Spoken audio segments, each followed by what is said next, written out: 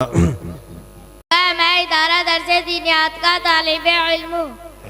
میرا نام محمد جنید ہے، میں بھی ادارہ درس دینیات کا طالب علم ہوں۔ میرا نام محمد عمان افضل ہے اور میں بھی ادارہ درس دینیات کا طالب علم ہوں۔ میں 10 حدیث پیش کروں گا۔ میں ان 10 حدیثوں کا ترجمہ پیش کروں گا۔ میں ان حدیثوں کی مختصر وضاحت پیش کروں گا۔ حدیث نمبر 11، اذا سألت فاسأل اللہ۔ ترجمہ: تجھے جب کچھ مانگنا ہو تو اللہ تعالیٰ ہی سے مانگا کر۔ یعنی اللہ تعالیٰ کی مرضی کے بغیر کوئی کسی کو کچھ نہیں دے سکتا۔ اللہ تعالیٰ مانگنے سے خوش ہوتے ہیں۔ ہمیں جب بھی کچھ مانگنا ہو تو اللہ تعالیٰ ہی سے مانگیں۔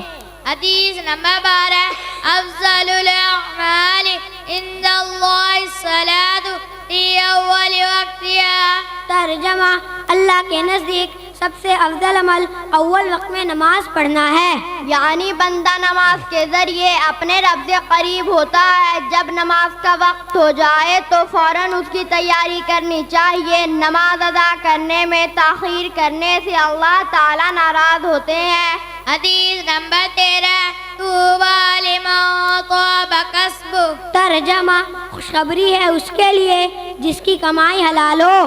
یعنی حلال کمائی میں برکت ہوتی ہے۔ حلال طریقے میں کمانا عبادت ہے۔ حلال روزی سے عبادت کی توفیق ملتی ہے۔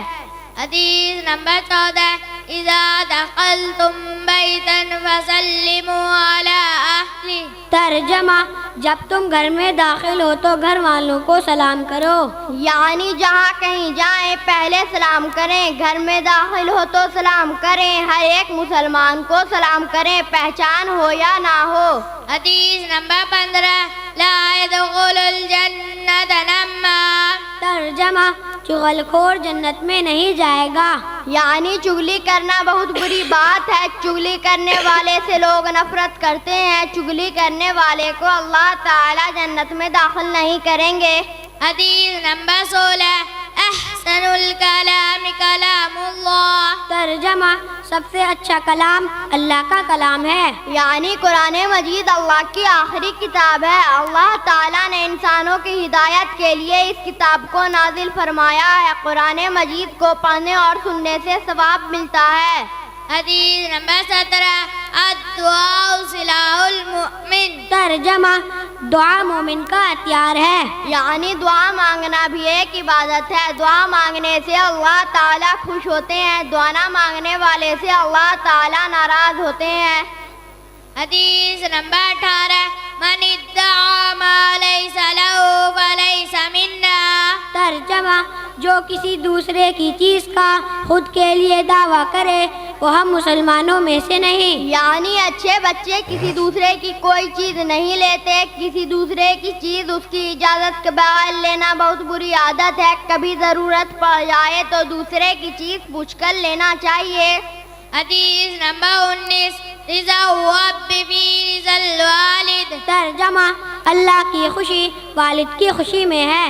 یعنی نرمی کے ساتھ پیش آنا بہت اچھی عادت ہے۔ دوستوں اور ملنے والوں سے محبت اور نرمی کے ساتھ پیش آنا چاہیے۔ سخت دلی اللہ کو بہت ناپسند ہے۔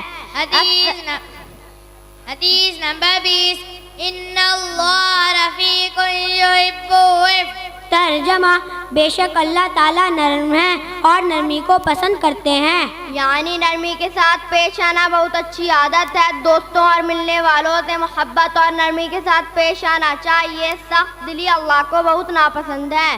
السلام علیکم ورحمۃ اللہ وبرکاتہ۔